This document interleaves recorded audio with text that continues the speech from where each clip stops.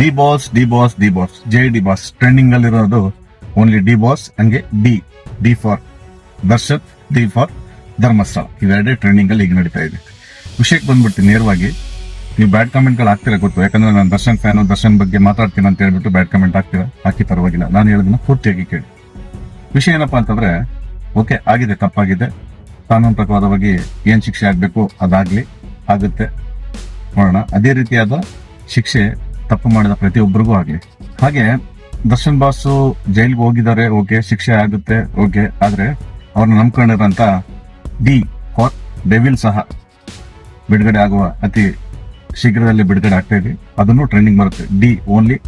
D always trending. ಹಾಗಾಗಿ ನಾನೇನ್ ಹೇಳಿದೆಪ್ಪ ಅಂತಂದ್ರೆ, ದರ್ಶನ್ ಬಾಸ್ ಜೈಲ್ಗೆ ಹೋಗಿದ್ದಾರೆ, ಅವ್ರ ಪರವಾಗಿ ನಾವುಗಳ ಅಭಿಮಾನಿಗಳು ಯಾವತ್ತು ಸದಾ ಇದ್ದೇ ಇರ್ತೀವಿ.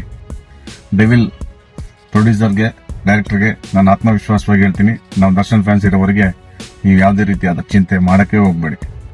ಹಾಗೆ ಇನ್ನೊಂದು ಮತ್ತೊಂದು ಫೈನಲ್ ಆಗಿ ಹೇಳ್ತೀನಿ, ದರ್ಶನ್ ಬಾಸ್ ಅವ್ರು ನಂಬ್ಕೊಂಡಂತ ಪ್ರೊಡ್ಯೂಸರ್ಗಳ ಜೊತೆ ಸದಾ ನಾವಿರ್ತೀವಿ ಅಭಿಮಾನಿಗಳು.